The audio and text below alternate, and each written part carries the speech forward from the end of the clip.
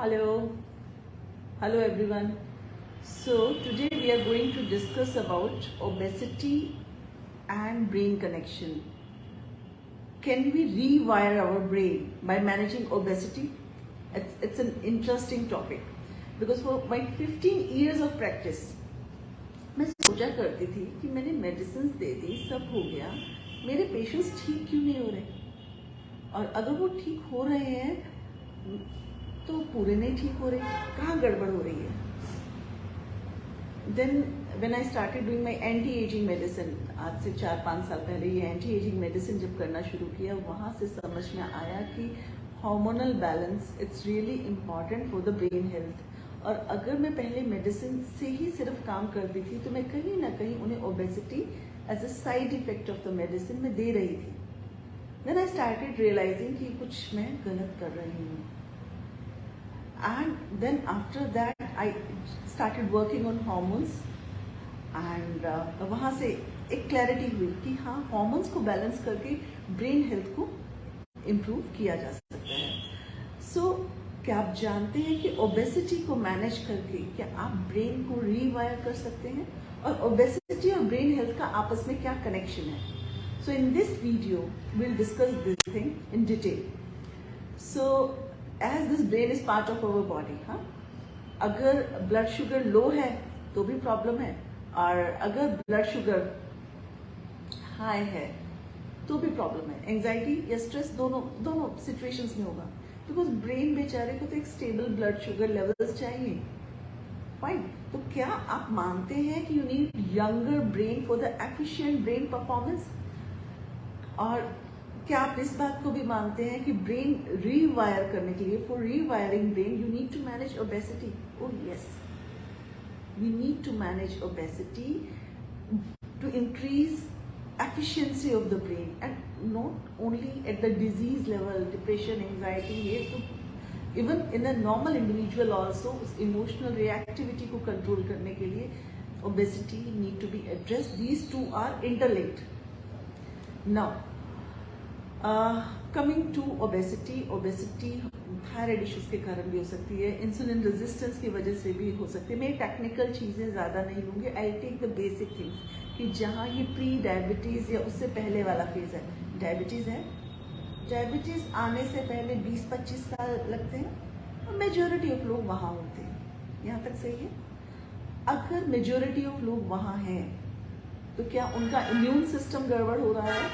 Blood sugar level dysregulation हो रही है, तो ये mild anxiety, stress issues, emotional reactivity उसी का कॉन्टिन्यूम है।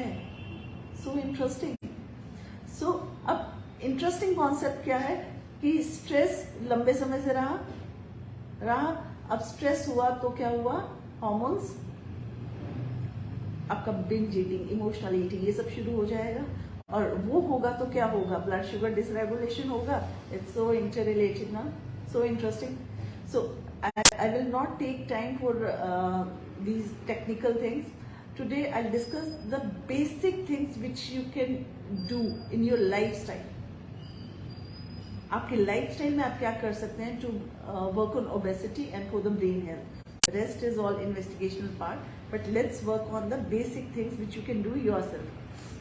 Obesity है, so definitely high carbs तो लेने नहीं है, low carb, पर लो कार्ब भी नो कार्ब करने की जरूरत नहीं है। Take complex carb like apple, sweet potato, vegetables, increase vegetables, use moderate protein, don't go for high protein, take moderate protein, some protein snack in every meal, herbs like cinnamon in diet, and the most important thing is manage stress effectively, because अगर stress को भी effectively manage नहीं कर पा रहे, वो भी एक कारण है ओबेसिटी का। ओबेसिटी के बड़े सारे कारण हैं, ऑक्सीजनेशन इश्यूज ओबेसिटी का कारण है, बैड इंटेस्टिनल बैक्टीरिया, ओबेसिटी के मल्टीपल कॉजेज हैं, लिवर इश्यूज, मल्टीपल कॉजेज हैं, पर स्ट्रेस एक कारण है। Managing stress effectively, then is fasting, please do fasting once in a week, it helps obesity as well as brain health.